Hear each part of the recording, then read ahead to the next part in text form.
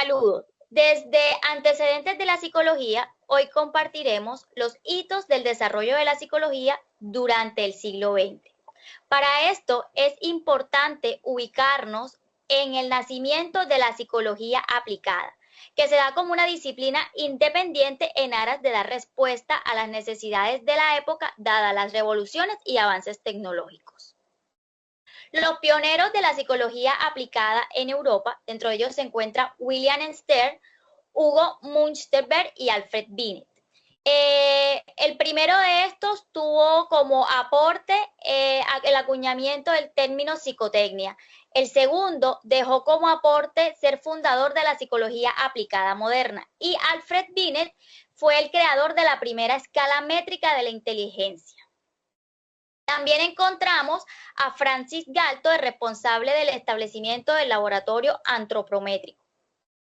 También encontramos precursores de la psicología en Estados Unidos como James McKellen, Walter Dill y Ligner Winter. El primero considerado el líder del desarrollo de la psicología americana. El segundo fue pionero en el tema de orientación vocacional. Y por último, Whitmer fue el fundador de la primera clínica psicológica en el mundo.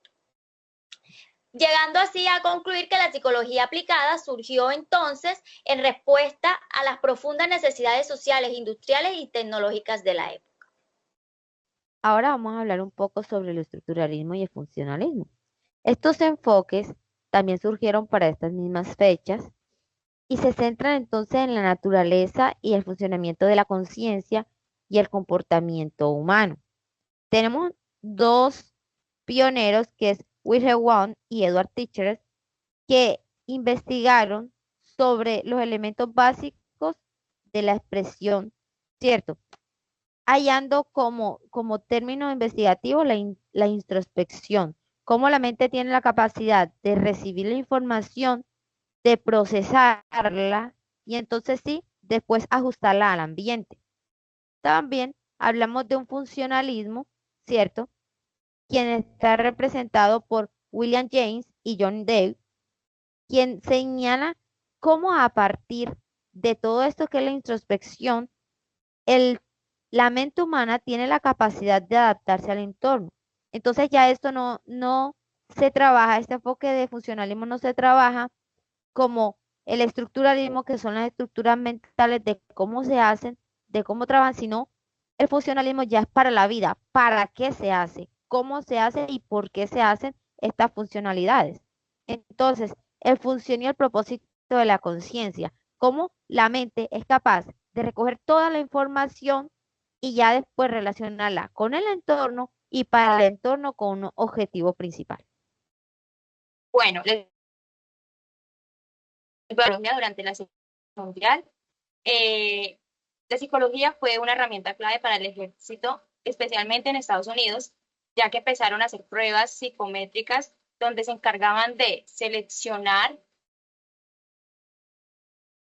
entrenar a los soldados, como por ejemplo una de las pruebas era llamada Army General Classification Test.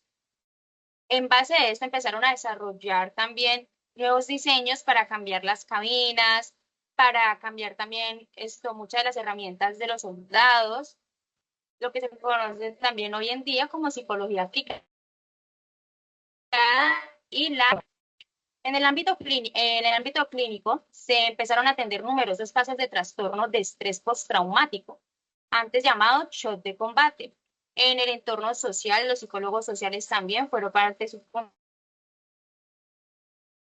Segunda Guerra Mundial, ya que empezaron a hacer campañas de comunicación que influían en la opinión pública. También empezaron a influir en contextos militares y sociales, generando un fuerte respaldo institucional. Uno de los impactos de la psicología fueron, primero, psicología de la guerra y el trauma. Segundo, desarrollo de la psiquiatría militar. Tercero, psicoanálisis y la huida de intelectuales. Psicología social y los efectos del autoritarismo. Quinto, terapia cognitivo-conductual. Sexto, nacimiento de la psicología humanista. Dentro de las escuelas de la época encontramos el psicoanálisis, el conductismo, que en realidad se desarrolló en la primera parte de la Segunda Guerra Mundial del siglo XX, y el humanismo y la Hetzler.